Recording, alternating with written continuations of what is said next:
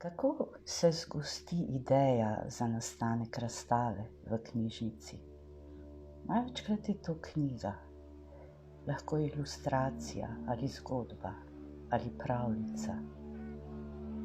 Lahko je to tudi družbeno-politično dogajanje, prevpraševanje o svetu, v katerem živimo in se nanj notranje odzivamo. Naš pogled, ki bi ga radi delili in z njim povabili mladega bralca in bralko k razmisleku. Tako je v PK nastala razstava o rasizmu Bela barva in Rosa Parks. Izhodišče zanjo je bil časopisni članek o izkušnjah mame, ki ima birasna temnopolta otroka. In temu se je pridružila zgodba Fabricija Sileja, Avtobus Rose Parks, ki nam pripoveduje o nedavnih časih, ko otroci različnih barv kože niso hodili v šolo skupaj z belimi. Imeli so svoje šole, svoje lokale, javna stranišča, celo svoje pipe za vodo. Skratka, svoje življenje. Dedek svojemu vnuku Belu pripoveduje, da so življenja temnopoltih potekala vzporedno življenju belopoltih. Na vratih številnih lokalov je visel napis White Only. Presunljiva je zgodba o Jeremijevi trdi nogi in steklenem očesu. Temnopolti Jeremy je delal na železniški postaji kot težak nosač. Bil je visok in mogočen kot hrast. Nekega dne mu je eden od kovčkov padel na tla in se odprl. Oblačila so se raztresla po tleh. Med njim je bila tudi bela kapuca z 2 luknjama za oči. Lastnik kovčka je pričel mlatiti Jeremija s palico, a ga je ta zgrabil zanjo, jo pritisnil ob koleno in jo zlomil na dvoje. Storil je samo to. Ponoči so ga poiskali v belih kapucah z luknjicami za oči in ga premlatili z dolgovi in palicami, da je bil razkrval. Odšli so šele, ko so bili prepričani, da je mrtev.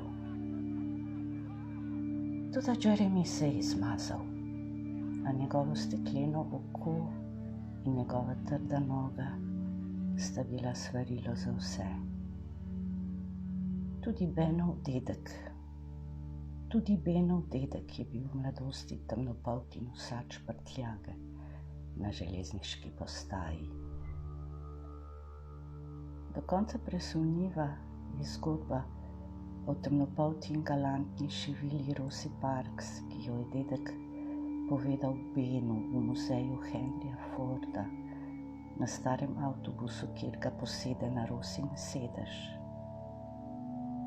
1. decembra leta 1955 so bili sprednji sedeži na avtobusu rezervirani za belopolte. Na zadnjih sedežih so lahko sedeli tudi temnopolti, a le pod pogojem, da noben belopolti ni stal.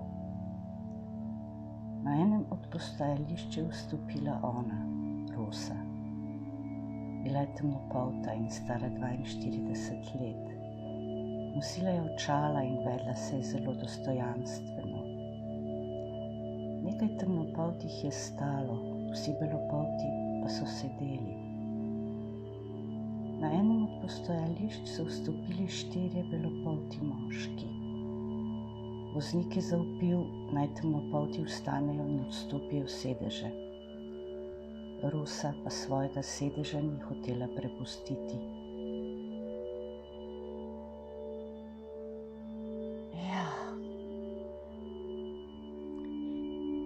Rosino dejanje je tedaj sprožilo bojkot uporabe avtobusov in nazadnje doseglo, da je ameriško vrhovno sodišče odločilo, da je segregacija na avtobusih v nasprotju z ustavo.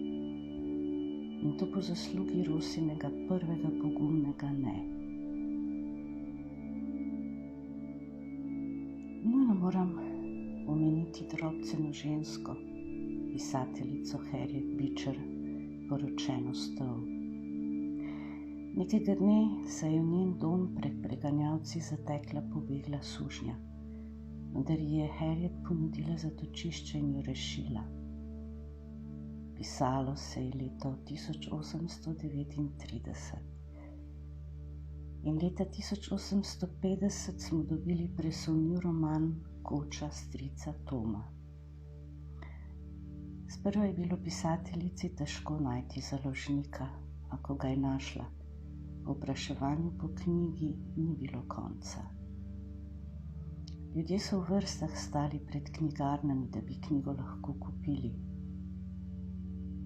Ko je Abraham Lincoln odpravil suženjstvo, je gostil tudi pisateljico.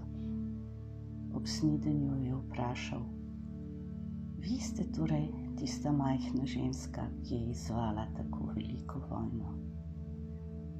Toliko o moči literature. Tema rasizma je lepo zastopana tudi v sodobnih mladinskih romanih. Najmlajšim svetujemo izjemno slikanico Pierra Corana, Moja družina, ki ponuja odgovore na vsa vprašanja. V svojem razkošnem minimalizmu, kot dobre slikanice to znajo. Prav posebej bi veljalo izpostaviti tudi izjemne ilustracije Mauricija Coarela. Posveča se sicer tudi grafiki in arhitekturi, oglaševanju in posebej goji naturalistično slikarstvo, kar je mogoče zaznati tudi v podobi pričujoče slikanice. Njegove knjige so prejele številne nagrade. Ob zaključku razmišljanja o razstavi, ki bo najbrž zaradi COVID-19 ostala brez pripadajočega vodstva za skupine in razrede, bi si izposodila misel genetika Steva Jonesa, ki se je poglobljeno ukvarjal s teorijo rase in ugotovil, da na podlagi naših genov, v katerih sestavi se sicer med seboj razlikujemo, ni mogoče upravičiti prav nobenega občutka večvrednosti zaradi barve naše kože.